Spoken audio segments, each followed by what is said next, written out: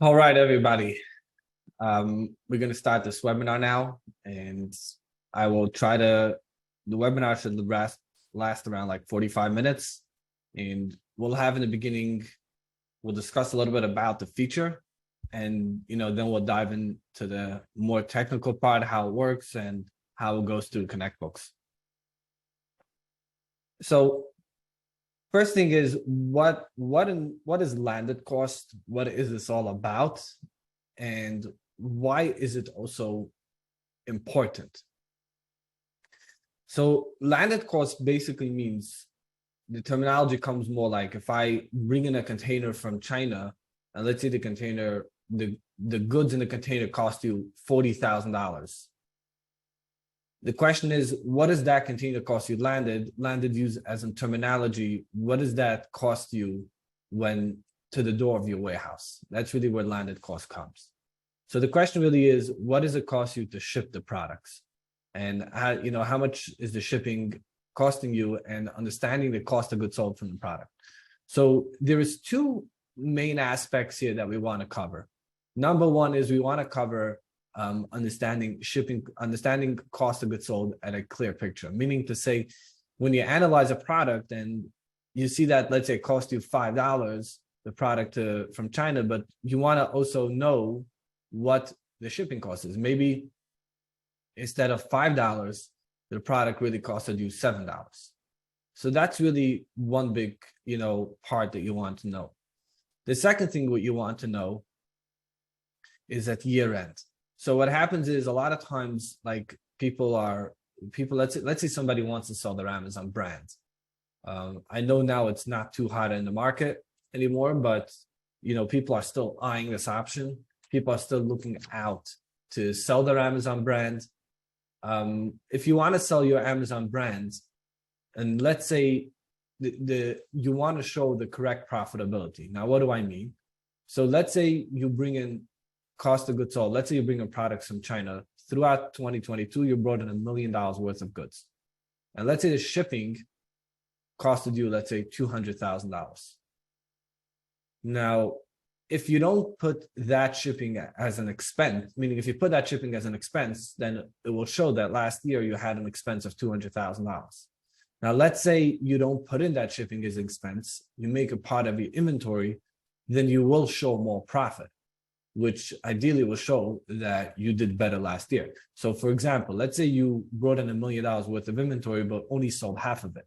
So if you spent $200,000 in shipping, the 100,000 out of the 200, only 100,000 really should be an expense. The other 100,000 shouldn't be an expense. That 100,000 should be as an asset, and that should show profitability. So that's where these two stuff matter. And we're going to show you now more or less how the feature works.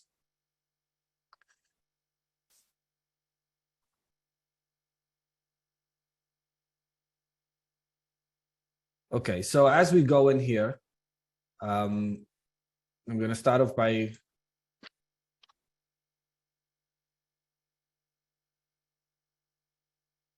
the call is being recorded, and we will have this available after the call. Later today, we will have the link and we can share.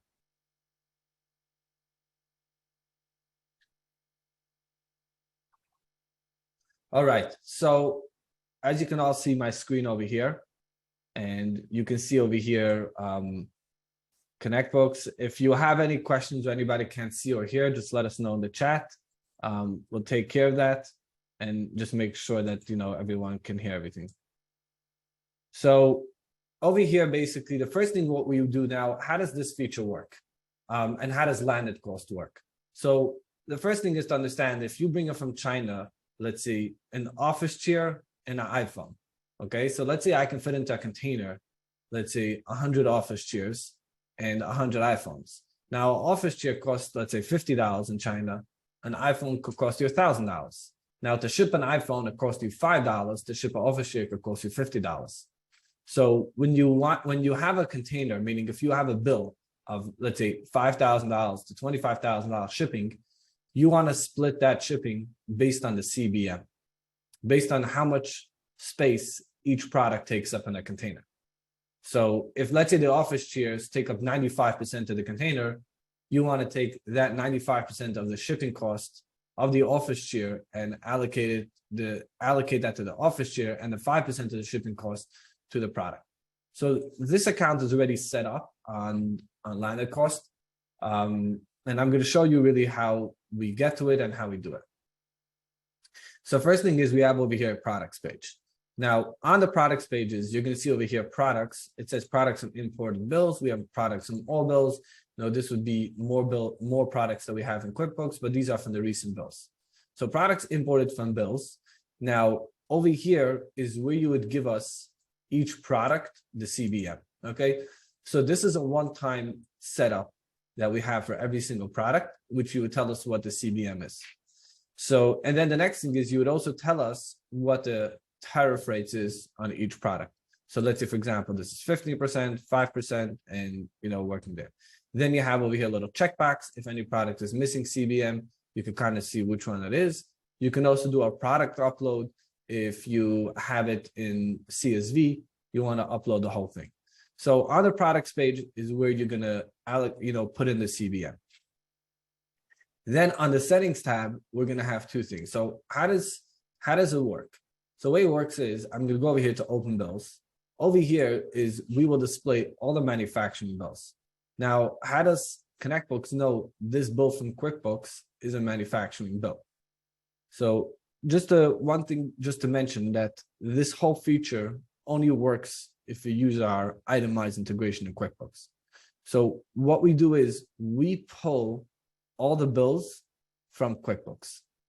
So when you have over here the manufacturing bill, how do we know this vendor? The vendor in QuickBooks are named manufacturing, but how do we know this vendor? So when you go to settings, you go to vendors, you're going to have a list of all the vendors in QuickBooks. So you see the vendor called manufacturing, I classified it as a manufacturer.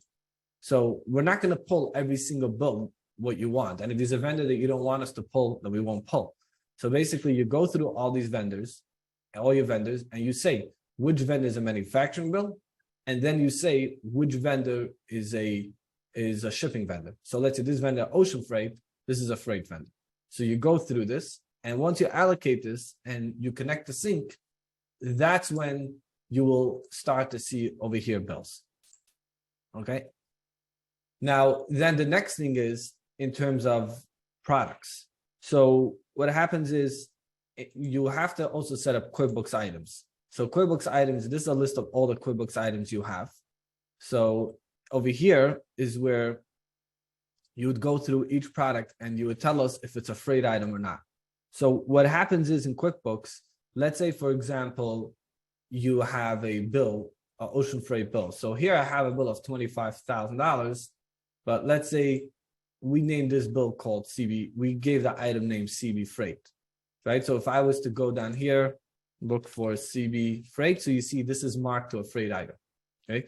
Now let's say we have stuff that we don't want to include in shipping.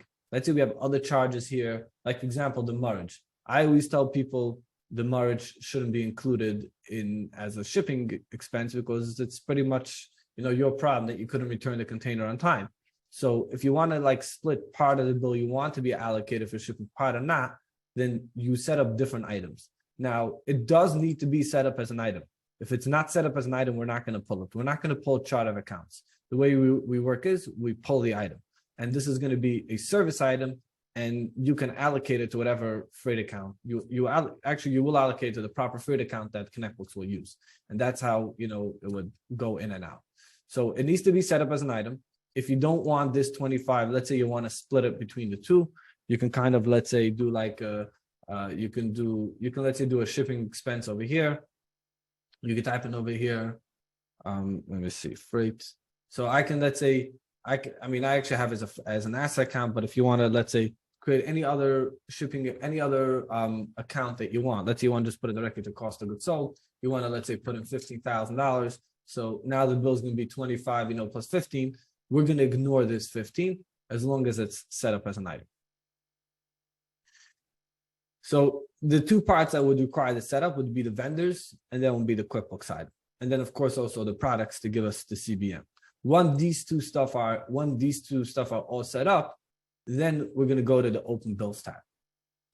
Now, there's another benefit over here in ConnectBooks is that once the bills come into ConnectBooks and we allocate it, meaning let's say you do allocations now yourself, but once you allocate the bill, you kind of need like a spreadsheet to keep track of this. In ConnectBooks, you don't have to keep track because once the bill is over here and it gets allocated, you won't see it. It will pop up under updated bills. So I already made this allocation. Like for example, if I open up this record number, I'll see the allocation. Like this was $25,000. This is the container number. And then this is the quantity, the unit cost, the freight cost, the tariffs, and the iPhone and all that. So this all got allocated. And then here you can see like a little cool picture. Like this is what I'm trying to explain. That you see this galaxy takes up so much part of the container, right? There's much more. So that's why this is how much got allocated for this one versus the iPhone took off much less and the Ring alarm took off less because there's much less units, but it really depends on the size on the CBM that we give each product. So that's where it goes up. So this is also very good to have it organized. Like if you don't have to keep track of it. So you have to just make sure that the time you set this up with ConnectBooks, that everything is properly set up. But once it's set up with ConnectBooks, that we are allocating the shipping bills. Once we allocate it, you won't see it anymore under open bills, and you'll see it under updated bills. Now, under updated bills, let's say you made a mistake, you have the option to revert it and to delete the allocation from QuickBooks.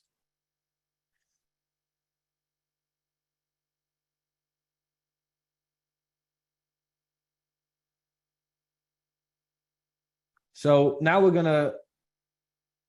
so somebody asked you a question, if we can pull POs instead of bills. The answer is no. You have to pull it's only bills because POs is not, a PO is called a non-posting entry. I don't want to get into that, but it's basically, it's not a financial transaction, meaning by making a PO, it's just a commitment. Once you get the goods, it's actually yours, and that's when you owe the money to the vendor. So this next question somebody asked, so the CBM we need to give you to upload. Yes, so the CBM needs to be uploaded under the products page. That's where you upload all this. Okay, I will have more of a Q&A section later on. So I just want to go through and, and just keep the questions coming in. Okay, so now I'm going to show you. Now, another thing is this also works with QBO. It doesn't just work with QuickBooks Desktop, it works with QBO. And another important aspect is that once QuickBooks has the proper landed cost on the ConnectBooks reports, when you look at a product, how much cost of goods sold is, you would see the cost of goods sold, including the landed cost. So if you do this and you look on your ConnectBooks P&L, the cost of goods sold will be with landed. So let me show you how it actually works. So what I would do is like this. So I have a very cool feature that I added on in the memo called Container 856, 857. Now, I tried to keep this neat and clean, meaning I don't want to keep 35 bills on the thing on this demo. But what we can do is you would put in the memo the container number, and then we have the bill number. So let me show you how it references back. Okay, so in QuickBooks, I would go back to my vendor, my manufacturing vendor, and I have 3 bills: 5425, 428, and 846. Okay, so 5425 is over here open. Now, the question is, okay, so I understand that this is the manufacturing bill, but where is the shipping bill? So I have to remember that bill number 8743 belongs to 5425. So the answer is no, you don't need to remember. In the memo from the bill, you type in the container number. And then over here, you'll be able to search based on container number or based on memo. I mean, the memo is the container number or based on the bill. And the same feature works for QBO as well. If we go to QBO and we have a manufacturing bill, under the manufacturing bill is where you would put all that information. Over here, you have a memo. Here it's container 1. So, and all these stuff would go back. So when you enter a bill in QuickBooks Desktop, we have the reference number over here. That's the bill number. And then over here, we have the memo. Now, the reason why the memo is so powerful is because what I would do is every time I enter a bill in QuickBooks, I would put in the memo, I put in which container number it is. And then when I enter my shipping bills, I put in the memo also which container number it is. And then I just go over here and I search by container number. I type 856, I type it 856, and then I can kind of, just select this and select this. Now, somebody asked the question if we can select multiple bills. You could select, let's say, for example, 856 and 857 are just for one container. You can select these two and you can go over here, review. Okay. So you could select, let's say, two manufacturing bills to one bill, or you could do the opposite, one manufacturing bill to two bills, like this. And then over here, you'll have these two items to allocate. And then here you'll have the CBM. If, let's say, the CBM is missing, it's going to show up here in red. You can always edit it right over here on the page. And you can do save for all, means that we should save it for good, update the product with new CBM, or we should save it just for this one, or just for this one. Now, let's say, for example, in this case, 25,000 wasn't, meaning I told you earlier in QuickBooks that you have to use an item number, and that's what we'll pull based on the item. But let's say it was for two containers. Let's say this $25,000 only went for two containers, not for one. So what I would do is in the memo, I would make 856-857. So I wish note to two containers. And now I only want to allocate half of this. Now, ideally, if you have one bill for two containers, you should just go this way. So that's how you allocate full. But if, let's say, for some reason you don't have the other bill yet and you want to do the allocation, you can always type in over here 12,500, and then we allocate everything accordingly to these bills, only half the amount. So we'll allocate. So you can put in over here the amount to allocate if it's not the same amount. So this is very, very flexible, and you can do it in either way. Now, one thing is you want to also make sure this is constantly, cleaned up and everything is allocated. When you sign up and you go through the onboarding process, let's say there'll be certain bills that you have already done allocation or you don't want to do allocation, you can archive it. So this archive bill basically means that I don't want to see it anymore. And the reason why we made this feature is that's how you want to make sure that every bill gets properly archived, meaning everything gets allocated properly. And if there's a bill that you don't want to allocate for whatever reason, or you're just starting out, you want to archive it and and that's how it won't show up.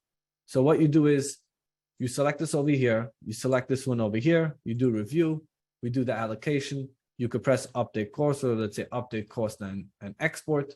If, let's say, you forgot you want to add in another bill, you can always do add bill, another bill would come in. If you want to add another bill over here, you could pull in over here the second bill as well. And then you do update cost and export. So this would, it would make it ready for export. So if I go back here, this is gone. And if I go now to updated bills, I need to run a sync. And once I run a sync, it will come into QuickBooks, whether it's QBO or QuickBooks Desktop. Okay, so the next section of this webinar, we're going to show how it comes into QuickBooks. In the meantime, let me just answer here a few questions. Okay, so if somebody asked if we can have one vendor and two types, yes, you could have more than one vendor.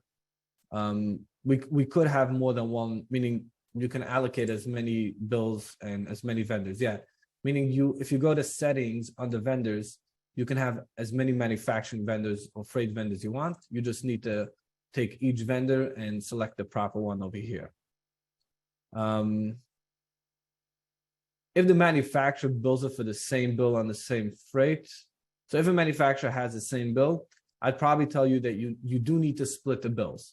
We do need to split it. What I would do is I would enter it in QuickBooks as two separate bills and make container like reference number -1 or -2 or something like that. But you would need to have two separate bills in order for the allocation to work.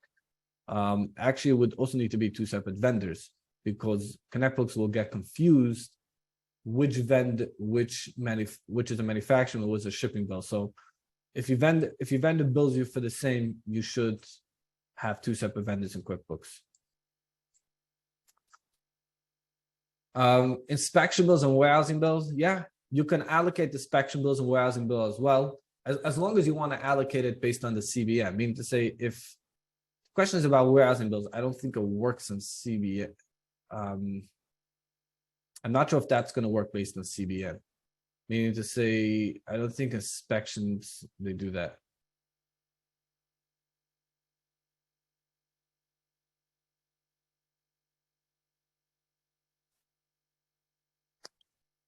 All right, so now I'm going to go to QuickBooks and I'm going to show you what happens. So in QuickBooks, basically, what you do is you have your vendor called manufacturing, and over here, I enter a bill. So in this bill, over here, like I put in the item, Galaxy, quantity is $2,000, $102, $2,500. Okay, so this is a regular manufacturing vendor and a bill, and in the memo, I put in the container number. Now over here under ocean freight, I would put in the bill, and then we would make sure to use an item and make sure ConnectBooks is synced with this item. You can have multiple items here. You can have CB freight, you can do duties. I just named it CB to be unique, but it doesn't matter what the item is as long as it's going to be a service item, and then make sure to link it to the proper account. So we will have CB freight and we'll have all this over here. And once these two stuff are allocated, I'll show you what happens. So now once ConnectBooks does the allocation, what ConnectBooks would do is, ConnectBooks, not this bill.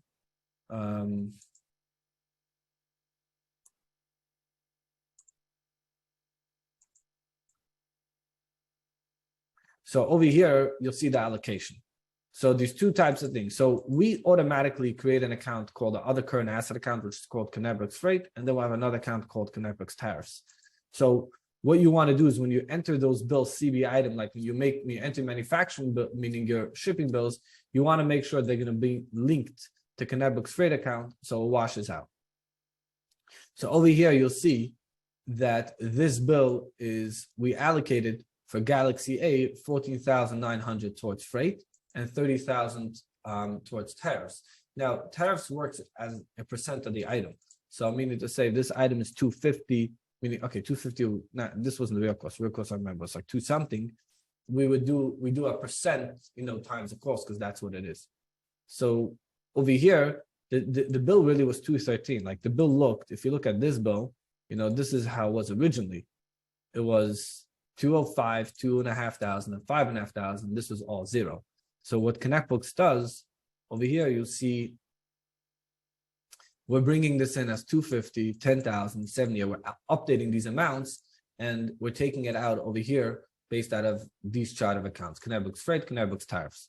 So if we go to the ConnectBooks Freight account, what we want to make sure over here, let's see. So here we're actually short. What you want to see is, because we want to go to ocean freight, and you want to make sure that when you enter the bills, the item you're using for freight is linked to the proper freight account. So over here, what I would do is this item CB freight should be linked to ConnectBooks Freight account. And if I do update, so now it's going to be linked to the proper freight account. And if I go back to the chart of accounts,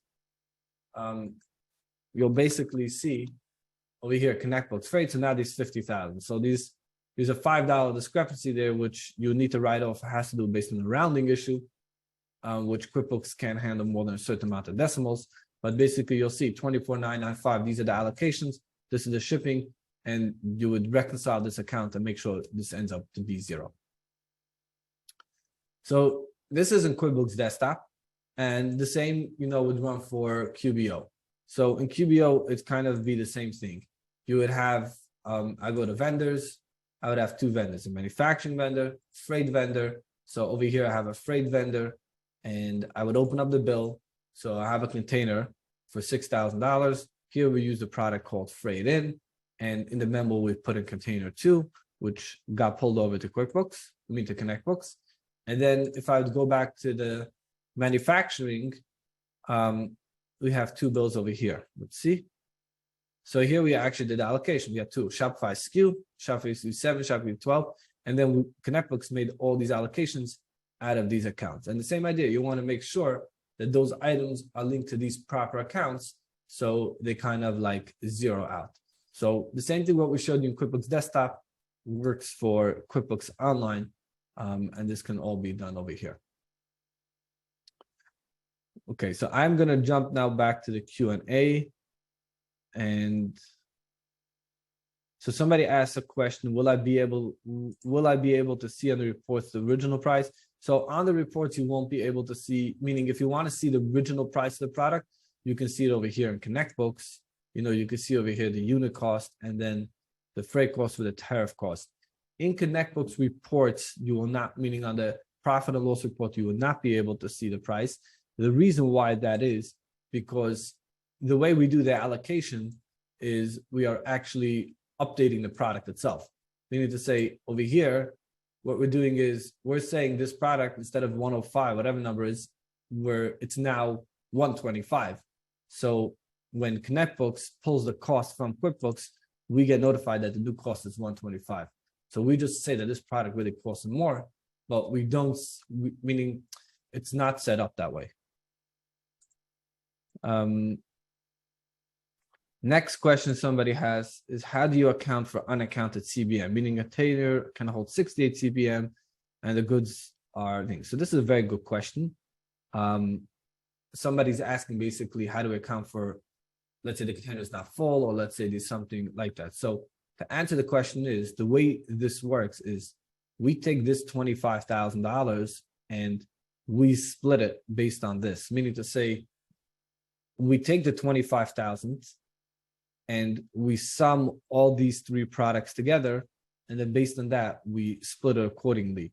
So it wouldn't matter if the container is full or not full, as long as you want to allocate this $25,000 across these products, like basically we take all the space and then we just split it accordingly, meaning we don't split it based on 68 CBM. We take this, and then we just split it accordingly. So, that would be the answer on that. Does this all need to be single user mode? The answer is no, but sometimes people have, big QuickBooks files. You never know what issues they can bump in.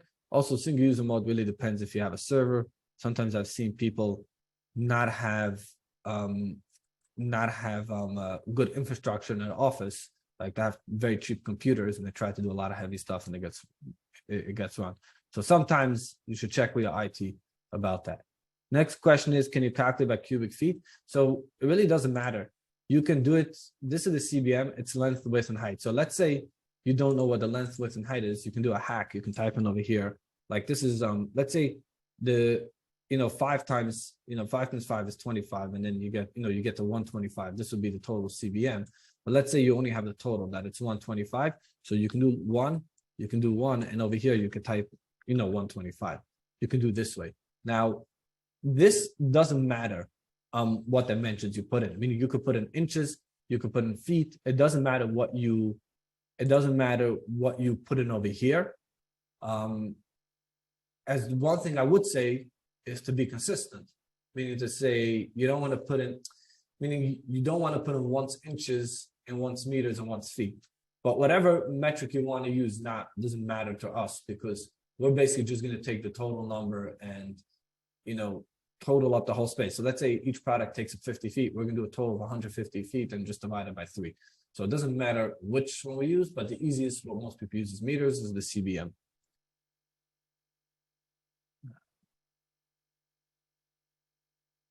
So somebody asked here, will we import an additional bill? Will we import additional bill or edit the original bill? No, ConnectBooks pulls in the original bill. So on the open bills over here, let's say this is the original bill we put in and we actually edit. We're not bringing in a new bill. So as you see over here, this is the original bill. We edit the bill by putting up these amounts, and this is what we add on. So we're just gonna be editing the original bill for you. Somebody asked if I have more than one bill for the container and I want to add a product for the cost, for example, warehouse cost, unloading. Yeah, so you can add as many bills as you want. It's not a problem. You can have a list over here like of 10 bills that can be allocated to one container. As long as you check it off, it's going to be good. Like I showed you before, I can go over here. Let's say I do cancel and let me just do delete. I'm reverting it. Then I go back to updated bills. I can go over here. I can select these two bills to go to this container. I don't care what's in here. The only thing you have to just make sure that the products, meaning under the settings tabs, the QuickBooks item is linked to the correct one, meaning it has to be linked. The items that you're using should be linked as freight. Meaning you can have as many items of QuickBooks that you want us to allocate, but as long as it's linked as freight, as long as it's linked as freight, we'll do it. So somebody asked here, what about domestic shipping, that you don't get the CBM, just the cost per item? So domestic shipping, this is like a little interesting topic. So what I tell people is, first thing is, in terms of allocating shipping, I only allocate shipping until it reaches the door of the warehouse. What I mean with that is, we'll only allocate, meaning to say, let's say, I know somebody who actually told me this, that he, let's say, wants to allocate, let's say you bring in 100 units from China in a container, and then you ship out 10 units from your warehouse to FBA if you want to do that allocation. That allocation you can't do. And the reason why you can't do it, as I'll explain to you, simple. Because when I have a bill in QuickBooks, basically what we're doing is we're saying this product doesn't cost 100, it costs 125, but we're saying this $250,000 goes for 2,000 units, which gives you 125. But how can I say 100 out of these top 2,000 units don't cost 125, cost now 127 because I paid additional $2 to ship? Meaning, when you want to update shipping costs on a product, since it's one entry, you can only do it till it reaches your warehouse. Because till it reaches your warehouse, it's not split up. Once it reaches your warehouse and you're sending to multiple shipments to FBA, you basically, if you're going to constantly be doing new allocations, you're going to basically be reevaluating the inventory. So if I could say that this product costs 127, but that's going to go for all 2,000 pieces. And really, it's not for all 2,000. It's only for 100 out of 2,000. So the only way to do it is if you would separate this, which makes it nearly impossible. So the answer is that we only calculate shipping up until the door of the warehouse. Once it goes away from the door of the warehouse, at that point, we don't allocate. The next thing is domestic shipping, you can do the same method, but usually it's very cheap domestic shipping. Meaning to say, let's say you buy from a local vendor. So if you buy from a local vendor, in that case, I always tell people I have like the reason we call it the cost and constraint benefit. So cost and constraint benefit means to say, like, let's say if you find out that the product costs you 5 cents more, is that going to have an impact on, your decision making in terms of if the product is profitable or not? Like, let's say I'm making a product $10 and I now know I made $9.95. It doesn't make sense to waste it. So domestic shipping is, you want to make sure that it makes sense for you to spend the time. And once you spend the time on it, meaning to say it's material or not. The next question is, can you split some bills by CBM and some by unit? No, you have to split all the bills in the same method. You need to split it either by, meaning you need to be consistent with what type of metric you're using. If it's being feet, if it's being inches, or if it's being meters, whatever you want to use, you should be consistent. Next question, how does rounding work in QuickBooks? QuickBooks has certain limitations based on decimals, which make it harder to, but basically what you would do is you would reconcile that account and usually would be left over $2 or $3, which you would expense.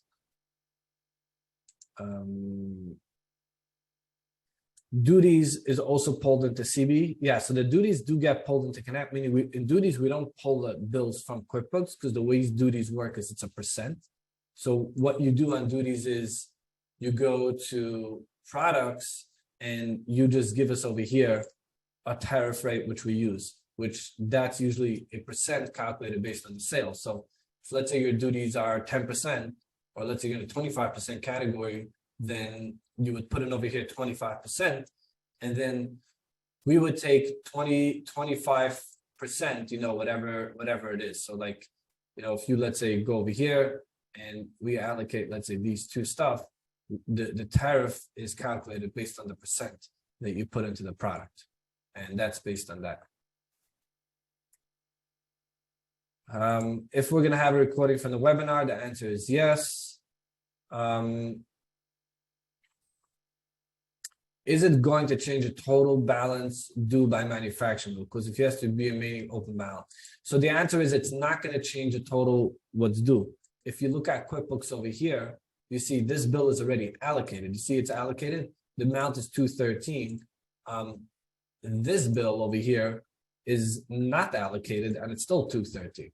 So this is the whole idea of doing it this way, that when we do the allocations, the total of the bill stays the same.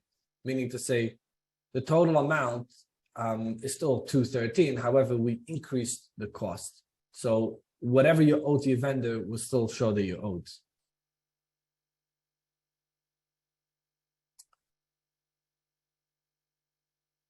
Okay, next question is, if one manufacturing bill is divided into two freight bills with difference in price, how will the manufacturing bill be divided? So if one manufacturing bill is divided between two freights, what we do is we just go back the same as you go over here. We'll take one manufacturing bill, take two freight bills, and just allocate these two bills to this product, to this manufacturing bill. That's the way I would do it. Okay. Next question is, what about inspection bills and warehousing bills? Can we allocate that too? The answer, I answer this, yes, you could allocate this as well. Next question, on each bill, do we enter the total CBM? So on a bill, you don't enter the CBM. The CBM you do on ConnectBooks. You put in the products over here, you put in the CBM. Now, once we know the CBM of a product, now, just to be clear, you do this per product, not per case. The reason why is we do per product, because that's if you ever change your case size, we still know what the CBM is.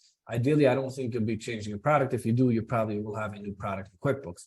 So you enter it per product, and then, you know, we pull in all the bills over here, and we will take and allocate this, allocate it, you know, we would take this and allocate it based on the shipping. So on each, and then you would, it would just be $25,000 based on this. Okay, next question is, how does the wash work? Does it have to be linked to the same ConnectBooks freight account? The answer is yes, it does have to be linked. So you would see in ConnectBooks over here under the wash, you would see which account we use, and then the items that you have set up for ocean freight over here, this item, let's say I call it CB freight, you would make sure it's linked to that wash account. So you'd make sure these two are linked to the same account so it washes out. All right. Do we have any other questions, or are we all clear on this?